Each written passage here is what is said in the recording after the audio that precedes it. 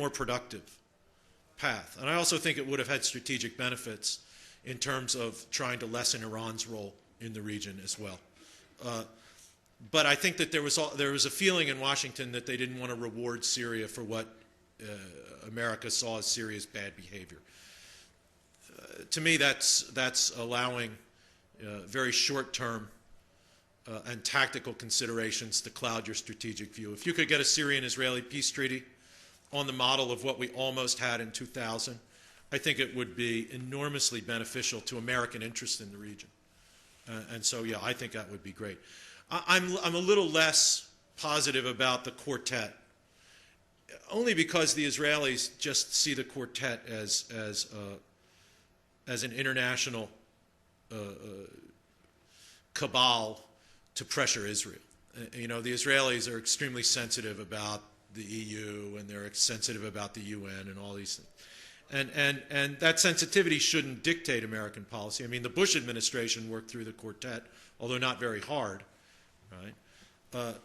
But if the quartet is the major actor, I think it just gives the Israelis more reasons to dig in their heels. Now, if they don't cooperate, right, on the settlement issues, it seems to me that the Obama administration can say, okay, well, we're going to the quartet, you know, and we'll see what happens, and you might not like it, but that's what we're going to do.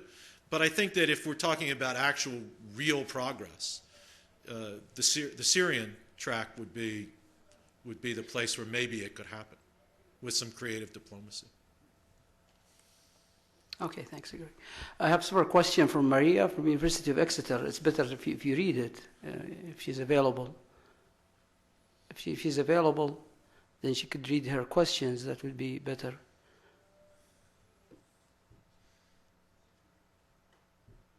Okay, maybe she's not here. Sure, I have Hasib Kabo for a comment. Okay.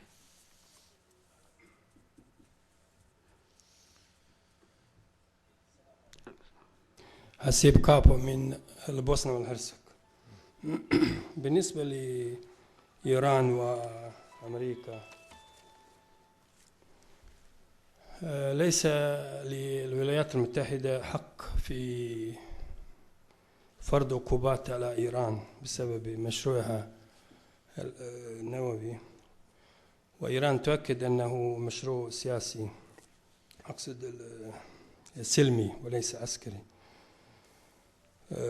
أمريكا والعراق يعني تعرفون يعني أن الحرب هذه كانت من البداية يعني وكذوبة تاريخية يعني قائمة على يعني كذب، بلد تدمر ومليون نصف مليون قتيل تسببت أمريكا وأفغانستان بسبب بسبب الهجمات 11 سبتمبر تقوم الولايات المتحدة الأمريكية بغزو أفغانستان بأي حق.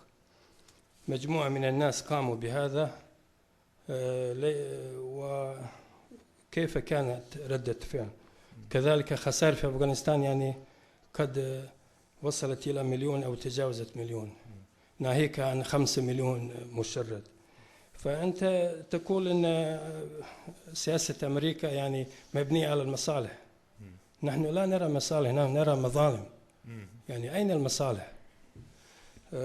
يعني أوباما لما ترشح للرئاسة 6 شهور قبل الانتخابات، أنا قلت لأحد أصدقائي السعوديين، قلت هذا سوف يكون رئيس الولايات المتحدة القادم. قال مستحيل. قلت كيف؟ قال هذا انظر إلى وجهه يعني لونه أسود. قلت ولو كان أسود، ولكن لا بد أن يأتي لكي يحسن صورة الولايات المتحدة، الصورة السيئة جدا في العالم وخاصة في العالم الإسلامي. فأنا أقول يا ساتر يعني جورج بروفيسور، أنت سوف تعود إلى الولايات المتحدة. أنا أتحدث باسم نفسي فقط، وأنا واحد من 1.5 مليار أو أكثر من المسلمين. المسلمون في العالم كلهم يعني سئموا من هذه السياسات الظالمة، ليس تجاه المسلمين فقط والعالم العربي والإسلامي، بل تجاه العالم كله. يعني سلاح نووي من الذي استعمل القنبلة النووية؟ يعني أنا أفهم لماذا أمريكا تدافع عن إسرائيل، لأن كلاهما يعني قام بالاحتلال.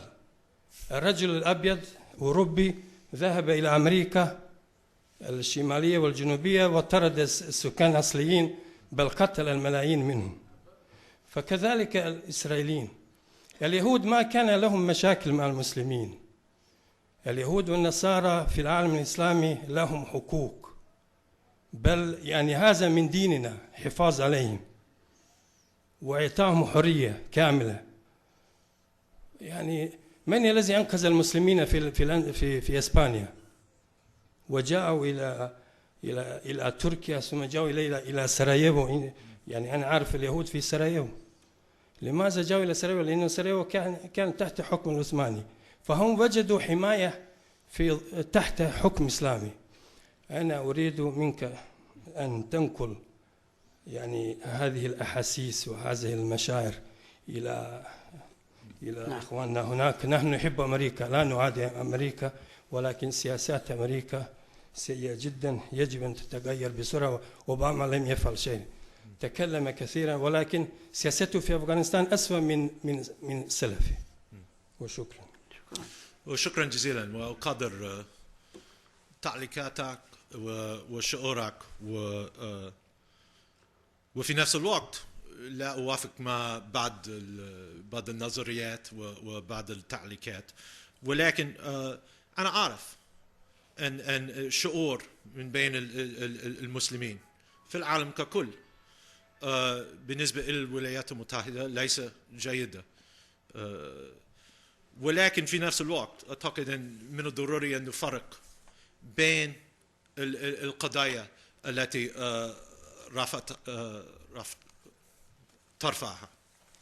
يعني شخصيا أنا أوافق معك بالنسبة للعراق. كنت ضد حرب العراق يعني على الأساس أنني افتكرت أن المصالح الأمريكية ليس لها أي فائدة من الحرب في العراق، وعلى أساس الأخلاقي والقانوني. ولكن بالنسبة لأفغانستان عندي موقف مختلف. يعني بعد 11 سبتمبر كنت أنا من مؤيدين الهجوم على الحكومة طالبان. عندي شخصيا شكوك بالنسبة إلى ازدياد عدد العسكريين الأمريكان في أفغانستان الآن، ولكن في سنة 2001 كنت أنا من مؤيدين الحرب ضد الطالبان، لأنه ليس كان حرب وقائية أم حرب بدون سبب، ولكن كان رد فعل للتأييد الطالباني للقاعدة، وهذا كان واضح وعلني. والقاعدة هجمت أمريكا في 11 سبتمبر، وفي رأيي الحرب ضد الحكومة الطالبانية كان في المصلحة الأمريكية، وكانت مشروعة أيضا دوليا. بالنسبة إلى إيران بدون شك ليس هناك أي حق لأي بلد أن يرفض العقوبات على بلد آخر، ولكن في نفس الوقت لكل بلد الحق في تقرير سياسته الاقتصادية بالنسبة إلى التجارة الدولية. شخصيا في رأيي ليس هناك أي فائدة من عقوبات من طرف واحد. يعني هناك كما كل المحللين يقولوا نحن نسكن في سوق عالمية، في عالم العولمة الجلوباليزيشن، والعقوبات من طرف واحد يعني ليس هناك أي فائدة من ذلك. ولكن أعتقد أن من الضروري أن نتخذ بعين الاعتبار أن إدارة أوباما بالمقارنة مع إدارة بوش تحاول الآن أن تعمل من خلال الأمم المتحدة يعني المؤسسة الدولية الوحيدة التي لها الحق في فرض العقوبات الاقتصادية في القانون الدولي للضغط على إيران. لا يعني ممكن نناقش عن فائدة العقوبات، يعني من طرف واحد أو من الأمم المتحدة. شخصيا أنا أشك في فائدة العقوبات لدفع إيران إلى أي تغيير في سياستها، ولكن بالنسبة إلى القانون الدولي الأمم المتحدة لها الحق في فرض العقوبات. ولكن كما قلت في البداية أقدر تقديرا شعورك وتعليقاتك، وأعتقد أنك تماثل كثير من المسلمين في العالم بالنسبة إلى وجهة نظرهم للسياسة الأمريكية الآن. وشكرا. Thank you. We have a good mixture of Arabic and English, I guess. Dr. Azzuddin Musa.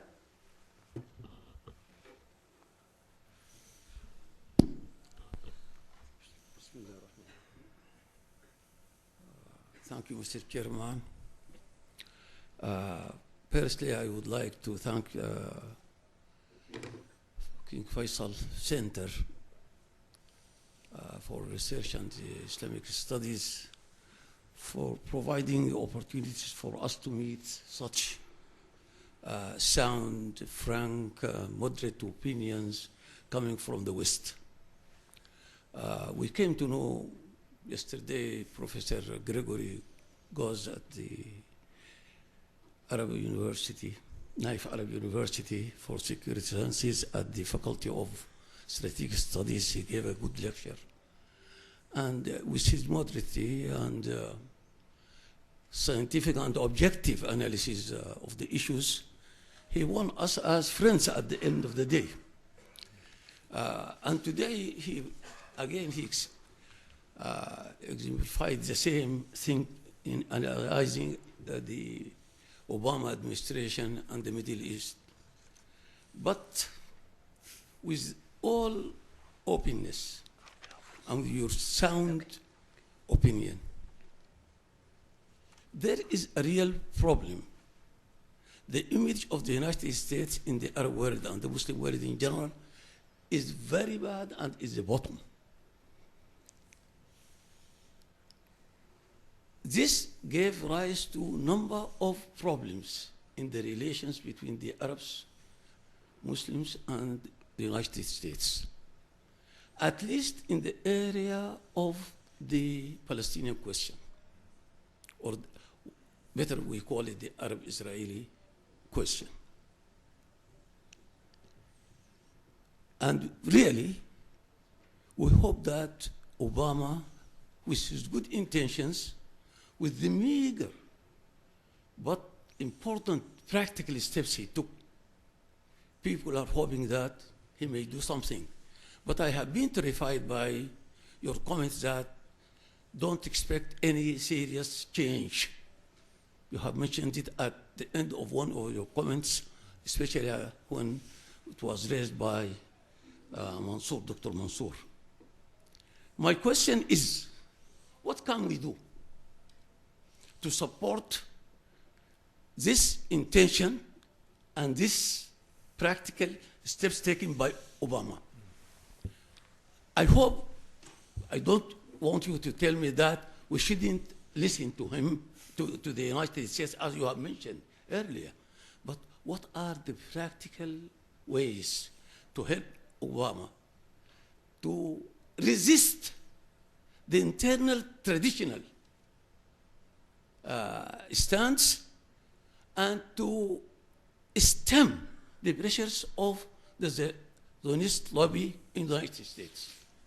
Without solving this issue, I think there will be no balanced policy for the United States in the Arab world and in the Obama, in the Palestinian question.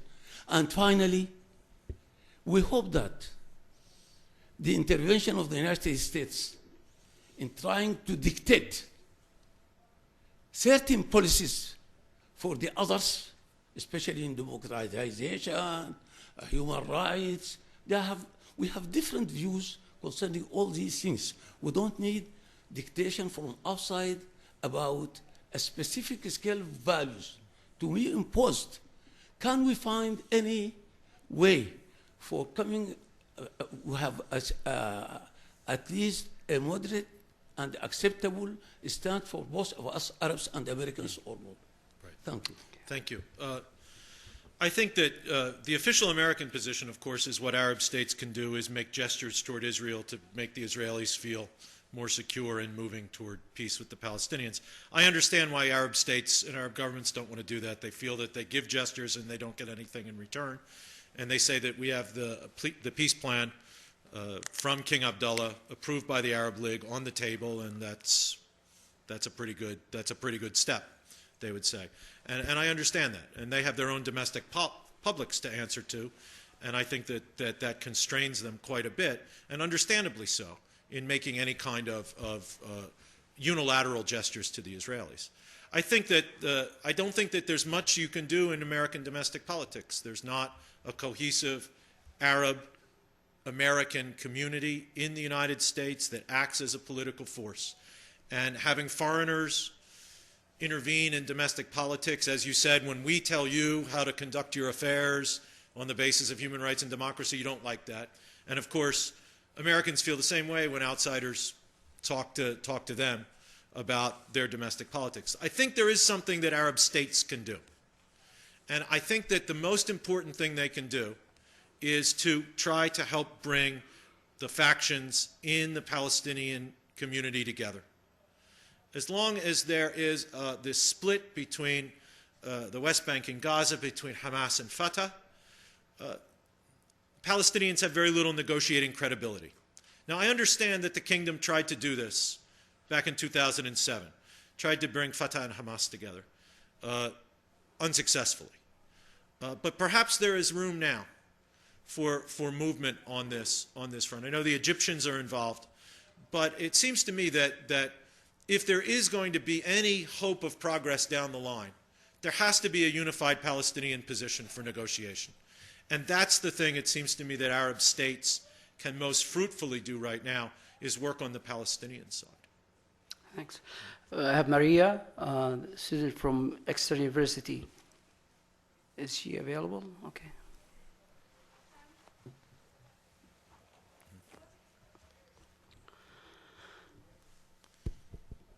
There we go. To what extent do you feel that the stress the US places on security allows them to defect from the issue of Palestinian statehood and instead allow for billions needed for development to be directed towards military expenditure in the Arab world? Right. I think it's Arab governments who make the choice about how to spend their money. And the United States is very happy to sell them weapons. So's Russia, so's Britain, so's France. Everybody's happy to sell weapons to people who want to buy them. I certainly think that the Palestinian state issue is a security issue for the region, but not a military security issue. It's a political security issue.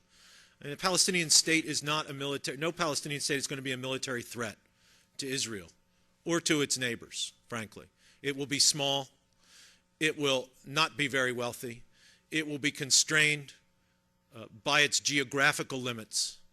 But it's a political issue. I mean, if we look at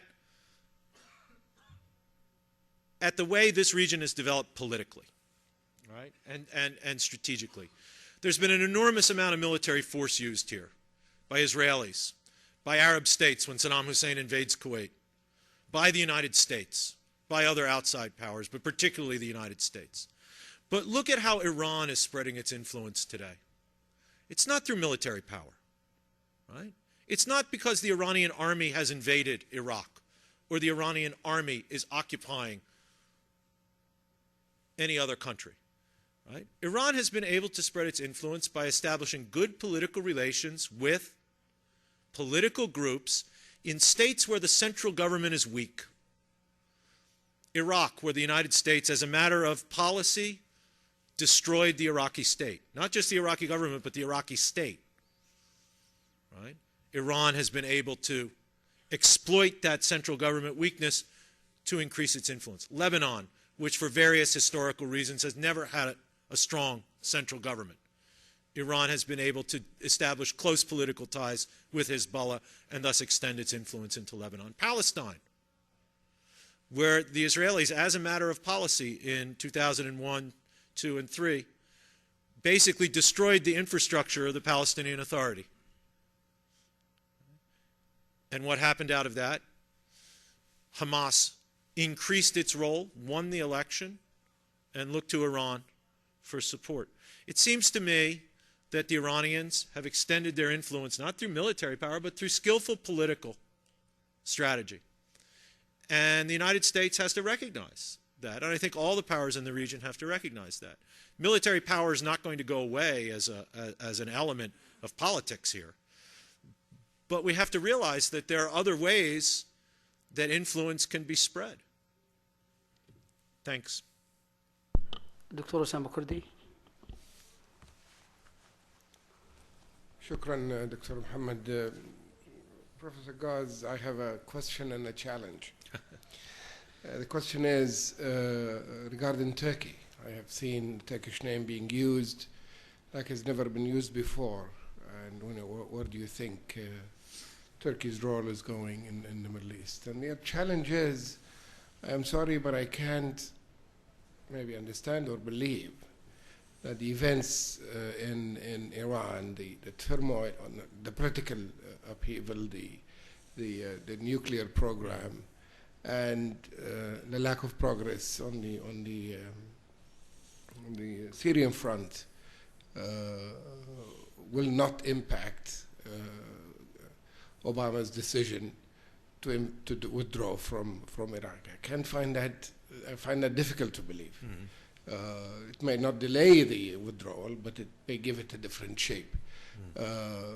After the health issue success of President Obama, if he gets another success pretty soon, he may be able to rethink his strategy without serious loss in domestic losses. And so I just can't believe that there will be none of these two events, and further successes in Washington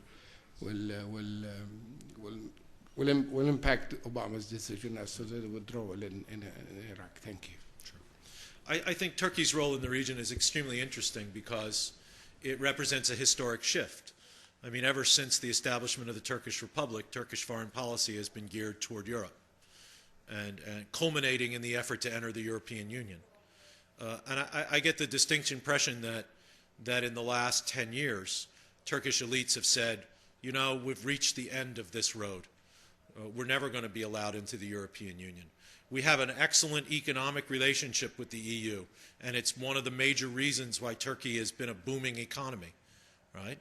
But the idea of political integration into Europe, kind of the Ataturkist dream, I think that the Turkish political elites have basically said, we're never going to get that.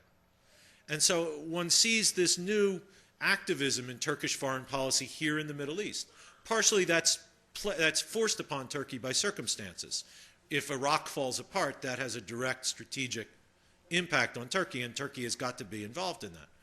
But when you see Turkey taking a role trying to mediate between Syria and Israel, that's a new thing, right? When you see a Turkish prime minister attending the Arab League summit, and you know, one of the editorial writers, I think in Al Hayat today, nominated Prime Minister Erdogan for Secretary General of the Arab League because he thought he gave the best speech at the summit. I don't know how Amr Moussa would feel about that, but I think that there is a new activism in Turkey toward the region, and from a point of view of American interest, I think that's positive. I mean, I understand that there are some tensions between Turkey and Israel as a result. You know, the old Turkish policy was to have excellent relations with Israel because of its relations with America and Europe. Now, trying to play a more active role in the region, Turkey is distancing itself to some extent from Israel and playing a more active role in encouraging Palestinian independence. And it seems to me that that can only be positive because I think it helps Israelis. In the long term, it will help Israelis realize, right, that the status quo is not sustainable and not in their long-term interests either. I mean, before they could say, oh, look, The Turks, a large Muslim country. We have excellent relations with them no matter what happens here. But if the number of Muslim states, right, who are willing to engage with Israel, but do so on a clear basis that the status quo is not acceptable, I think that can have a positive long-term, not immediate, but long-term effect. I hope it will on Israeli public opinion. The challenge, you know, your reading of American politics is as good as mine, if not better, Dr. Osama. But I think we just differ on this. I think that there's a clear commitment on the part of the administration to withdraw from Iraq. That was the issue that got President Obama the Democratic nomination, right? I mean, at least in my reading of it, right? He could mobilize the committed activists in the Democratic Party because he was the only major candidate in the race that had been opposed to the Iraq War. Hillary Clinton in favor, John Edwards in favor. He was the only one who had opposed the war from the beginning. And I think he is committed to withdraw as both a strategic choice and a domestic political commitment. And so I think it's going to go no matter what happens in Iran, or what happens in Iraq, if truth be told. Yeah, we got a lot of written questions that has to do with the Iranian nuclear files and the Palestinian conflict, but I think you have answered many of these questions already. Now we give the floor to Abdullah Shamari. باستثناء أخطاء طبعا معروفة في الإدارات الأمريكية، أنا أتوقع الصورة ليست بهذه السوداوية فيما يتعلق بمشاعر المسلمين وخاصة في المملكة العربية السعودية تجاه الولايات المتحدة الأمريكية. الولايات المتحدة الأمريكية تظل هي منبر للعلم والتكنولوجيا، وهناك الآلاف والآلاف من الطلبة السعوديين ومن العالم الإسلامي يتمنون، وأنا أذكر أن هناك وعود من سعادة السفير بتسهيل التأشيرات.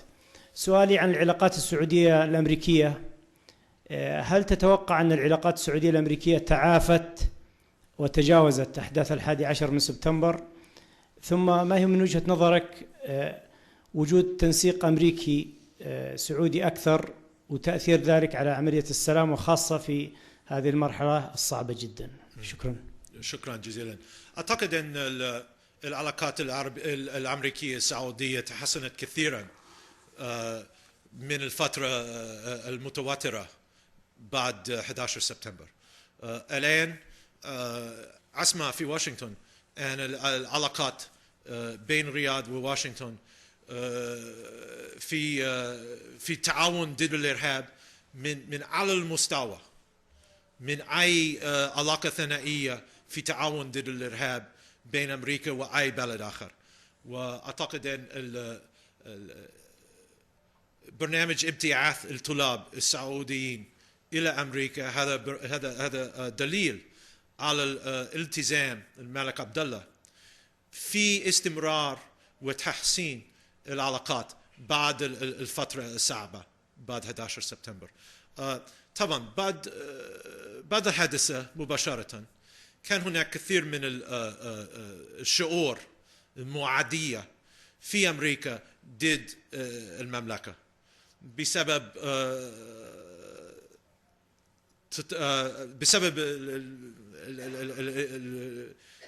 بسبب ان 15 من 19 من الخاطفين في 11 سبتمبر كانوا سعوديين، وطبعا أسامة بن لادن من المملكة ولكن بدون الجنسية السعودية في ذلك الوقت.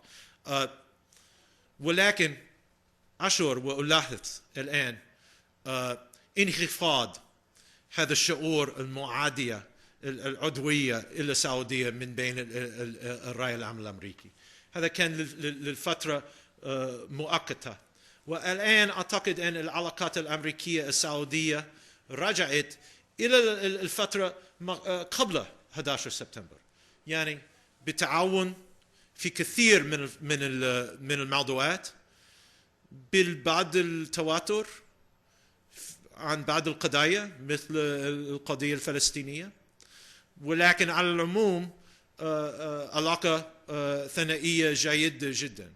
وسوف ألجأ إلى اللغة الإنجليزية الآن And I spoke to Ambassador Smith in Washington before he came out, and one of the things I said to him in one of his briefings, where they very kindly bring in outsiders like me to waste the time of American ambassador designates, I said to him, Mr. Ambassador, don't worry about your time in Saudi Arabia.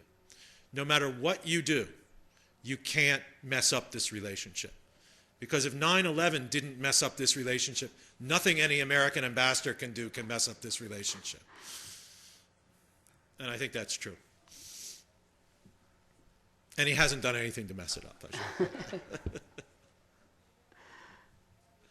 اوكي. عمر الزبيدي، الاستاذ عمر الزبيدي موجود؟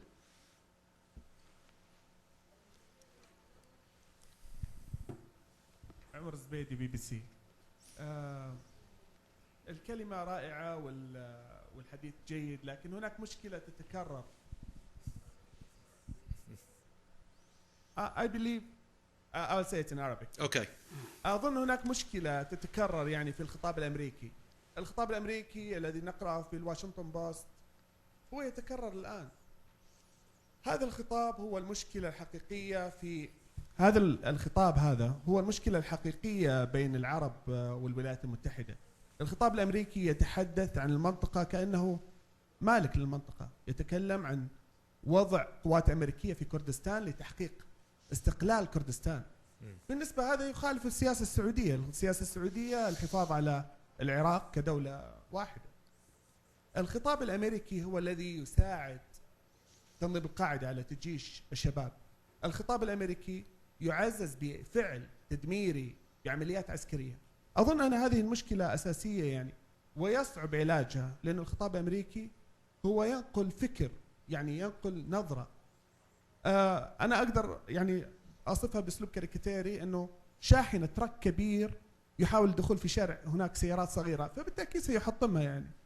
هذه السياسة الأمريكية دخولها في المنطقة دخول غير متناسق، غير يعني لا يفهم حقيقة المنطقة. هناك إشكال. اليوم الأمير تركي الفيصل، كان هناك كلمة للأمير تركي الفيصل في وزارة الخارجية، وصف السياسة الأمريكية ووجود أمريكا، أن أمريكا هي موجودة في جيب إسرائيل. هذا ما ذكره الملك فيصل رحمه الله. هذا نظرة الجميع، يقولون أن هناك جهل أمريكي في فهم المنطقة، جهل حقيقي في فهم عقلية وإشكالات المنطقة. هناك دخول أمريكي غير متوافق وغير منسجم. وأنا لا أظن أوباما ممكن يغير، أو غير أوباما ممكن يغير، لأن هناك قوة بنيت تأثيرات إسرائيلية أصبحت تؤثر على الإعلام، على الاقتصاد في أمريكا، وهذا أصبح أقوى من السياسة الأمريكية. شكرا. شكرا. أعتقد أن المشكلة بالنسبة للخطاب الأمريكي في عين العرب في الوطن العربي، أن من الصعب جدا للأجانب، لأي أجانب، أن تفرق بين الأصوات في الكلام السياسي الأمريكي. كما تعرف في الBBC هناك كثير من الأصوات نسمعها في السياسة الأمريكية، في الجرائد، في تلفزيون، يعني في CNN وفوكس نيوز و24 hour cable وهيك وهيك وهيك.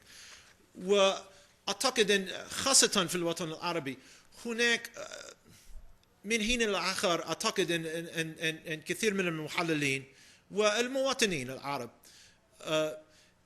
يعني يسمع الرأي متطرف من واحد أمريكي في التلفزيون يقرأه في الجريدة، ويفكر في أنه يمثل السياسة الأمريكية أو يمثل الرأي العام الأمريكي. المشكلة بالنسبة للتحليل السياسة الأمريكية هي يعني هناك أصوات غالي وعالي يعني زائدة عن اللزوم. ولكن هذا نظامنا في أمريكا، هذا نظامنا. وأعتقد أن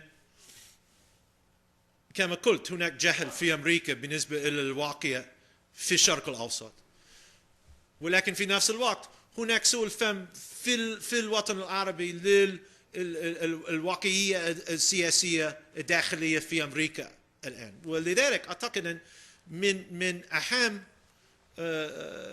ميزات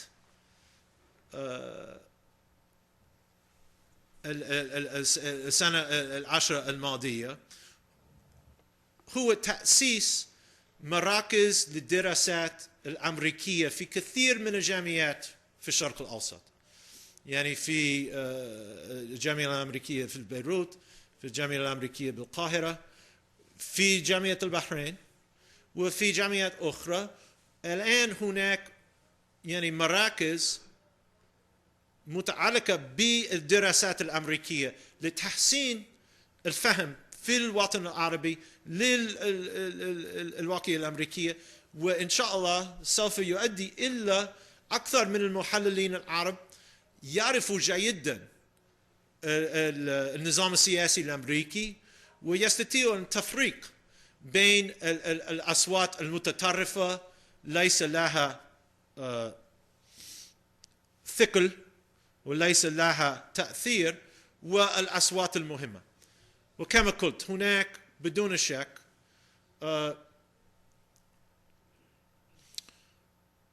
يعني مجموعات بتأثير سياسي مثل اللوبي الإسرائيلي التي تؤثر على صنع القرار في السياسة الخارجية الأمريكية في الشرق الأوسط.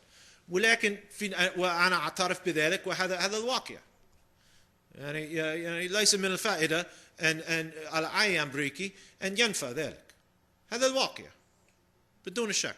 ولكن في نفس الوقت أعتقد أننا يعني لازم أن نتجنب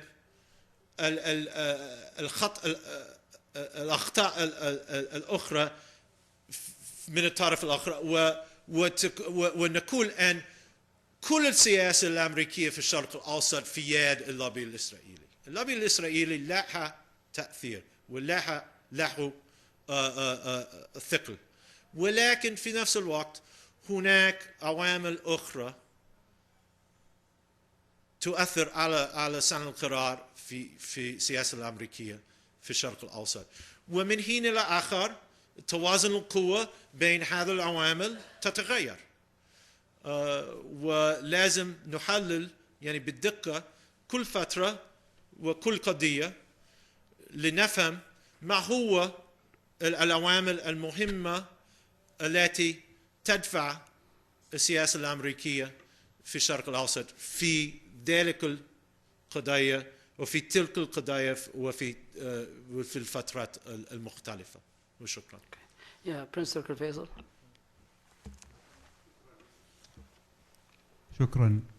لقد تفضل الأخ الزبيدي بذكر اسمي وما قلته اليوم في لقاء في وزارة الخارجية، ومع الأسف أن الكلام اللي ذكروا عني ذكروا مبتورا، وذكرني بالآية الكريمة ولا تقربوا الصلاة وأنتم سكارى، وكأنه ترك كلمة وأنتم سكارى بعد ذلك.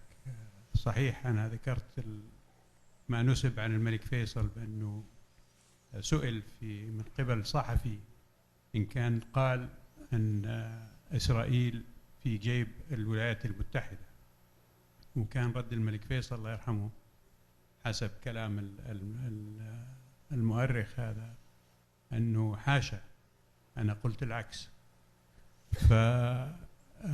وثم بعد ذلك ذكرت أنه بقدر ما أنه هناك تأثير كبير لإسرائيل في الولايات المتحدة، فهذا التأثير نبع من مجهود ومن نشاط ومن استراتيجية محددة تبعتها إسرائيل منذ أن نشأت للتغلغل في أماكن السلطة والقرار في الولايات المتحدة على كافة المستويات، في الحكومة وفي الجانب التشريعي وحتى في الجانب القانوني وفي المؤسسات الفكرية وفي الجامعات.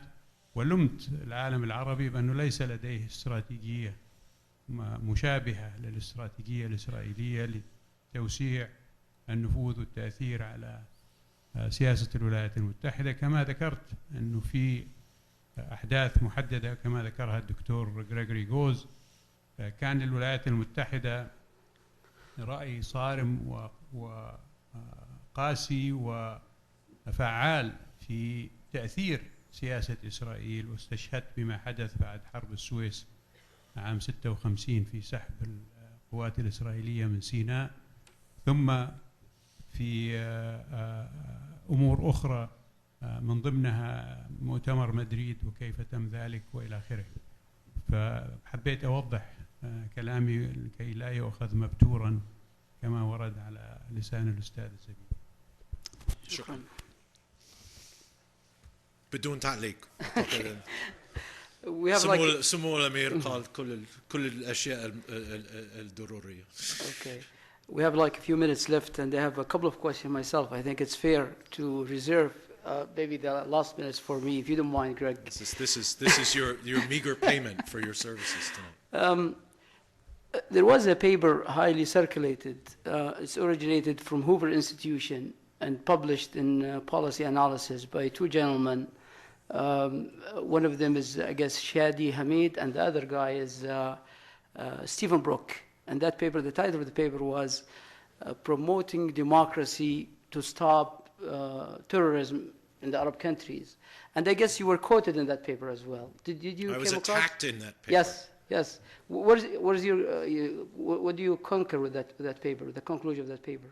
That was my first question. The second question, the Tea Party activists in the U.S., do they have foreign policy agenda, in particular toward the Middle East? Right. Well, let me take the paper first. I wrote an article in 2005 in Foreign Affairs in which I called into question, from an analytical perspective, the contention of the Bush administration that the spread of democracy in the Arab world would reduce terrorism. I said it doesn't seem to me like there's any relationship between the two issues. And I said if you do promote democracy in the Arab world, you better be ready to face some governments who you're not going to like, because, as we've heard from a number of the commentators today, feelings in the Arab world about American policy are very strong, and if Arab voters can elect their own governments, we could assume that those governments would take a position further away from the United States than many of the incumbents did. So that was the gist of the article, was promotion of democracy in the Arab world might have a number of positive elements to it, but don't think it's going to reduce terrorism. Osama bin Laden and Al-Qaeda are not convinced that they're against democracy. They don't want democracy. And it just seems to me that terrorism doesn't spring from your form of government.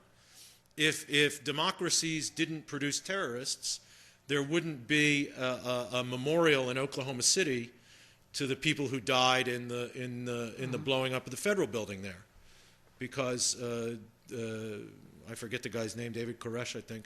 He's an American. Timothy McVeigh, you mean? Yeah, Timothy McVeigh. You know America better than I do, Mohammed. Timothy McVeigh came from the United States, and a number of the people who've been involved in attacks in London and in Madrid are from those countries. They grew up in a democratic atmosphere. I don't think your form of government has much to do with the amount of terrorism you have. Now, Brooke and this other guy disagree with me. I think they're wrong. I don't think they read the evidence correctly, and I think that they're grasping at straws. So on that one, I'll hold to my position that I'm right and they're wrong. And it's easy to do because they're not here. So I can. The Tea Party. I've been out of the country for the last 2.5 months, and so I've kind of missed some of the Tea Party excitement in America. And I have to say I'm glad of that. I don't think they have a foreign policy. I don't even think they have a domestic policy, really. But it's clear that elements in the Republican Party who want to mobilize the Tea Party sentiment as the basis for Republican Party electoral efforts in the congressional elections later this year, do have a foreign policy.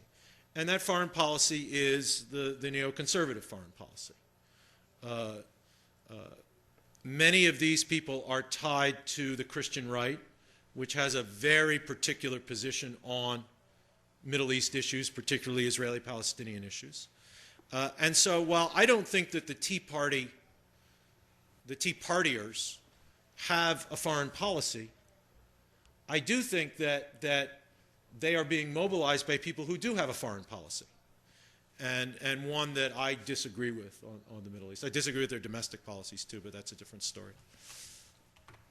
Okay, I guess we are all out of time. I would like to apologize for so many questions that I got and so many people who are asking for intervention, and unfortunately that's the only time we have. We'd like to express our gratitude and thanks to Professor Gaz and to the center, King Faisal Center, Research Center for Islamic Research, for hosting this lecture, for this enlightening lecture in the Middle East policy. Thank you so much for attending and for your intervention. Thank you.